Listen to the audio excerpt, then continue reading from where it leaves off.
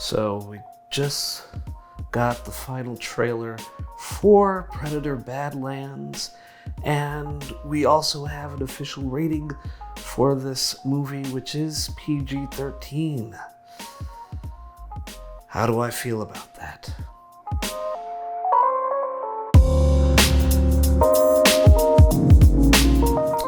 All right.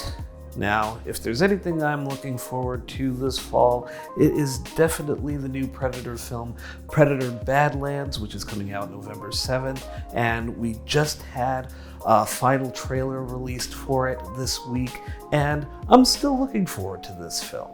I think this trailer wasn't nearly as good as the second one, where you got a little bit of humor from Dakota Fanning's android character, but I feel like this is still giving you a good setup for what should be a very fascinating departure for the Predator franchise. Again, this is going to be focused on the character of Deck, who is a young hunter from the Predator species that has been cast out of his clan, and he is on a planet where every plant and animal is something that could definitely has the potential to kill him. So basically, this is Space Australia. In addition to hearing more of the language of the Yautja, which is the Predator species, and seeing that this is the first time where we're going to see them speaking with their dialogue and having it subtitled throughout the film because our main character is part of that species, that is something that I'm definitely looking forward to. We're also seeing that Elle Fanning is going to be the umpteenth actor of 2025 that is going to be pulling double duty as far as playing two different characters, as she is obviously going to be playing a Weyland-Yutani android from the Alien franchise that has the lower half of her body missing, but there is another android that it looks like she's going to be playing, and that is something that I'm definitely looking forward to, as well as we've already seen from the previous trailer that there are going to be multiples of certain synthetics. So that should be fun to see how that plays out in terms of the story.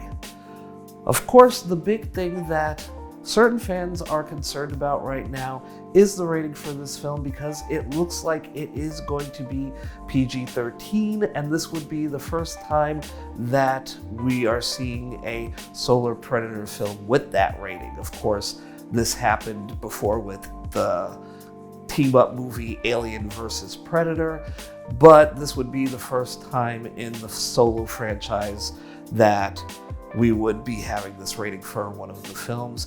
And as far as I'm concerned, I don't really have a problem with it.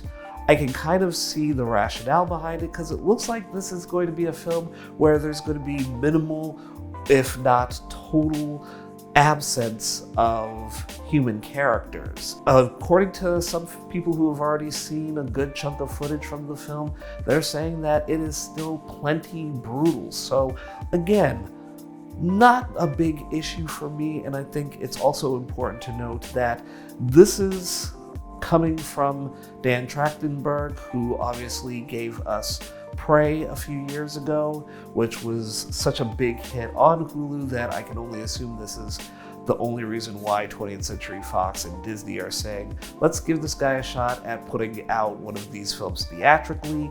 So between that film and the recent Hulu original animated film Killer of Killers, which was just, again, another departure for the Predator franchise that I think a lot of audiences really gravitated towards, I think this is one of those situations where we can look at who's behind this upcoming film, Predator Badlands, and say, we trust you. We trust you to do right by character development and story, and if this is a film that only justifies being rated PG-13, we're going to give you the benefit of the doubt. All I know is my butt is going to be in that seat come November 7th when this film comes out, because I am a fan of all of these movies, even the Alien vs. Predator movies that a lot of people think are terrible. Yeah, and that should give you a sort of a sense of the idea of not relying so much on thinking that an R rating for a film means quality, because you look at something like Alien vs. Predator Requiem, where people legitimately hated that film despite how bloody and gory it was. Even though I did love that one scene where teenage character just gets lifted up off the ground and pinned to a wall by a Predator shuriken that just looks absolutely massive. That thing was bigger than her. So just off of concept and execution, I definitely do love that scene in that particular film, but we can also acknowledge that that film being rated R did not make up for its lack of story, for its lack of character, and even for people who don't like the first Alien vs. Predator. They still have a little bit of a campy soft spot for it. At least I do, and especially when it ends with one of the last remaining Predators teaming up with Sanaa Lathan to fight the Alien Queen. I am all for that, so you can never make me hate that film as far as I'm concerned. Hey guys, thanks for watching. As always, if you'd like to share your thoughts on the latest trailer for Predator Badlands, go ahead and leave a comment in the section below. Don't forget to hit the like button, hit the notification bell, share this video with your friends and family, and if you'd like to keep up to date with more At Random videos, you can click the subscribe button right over here.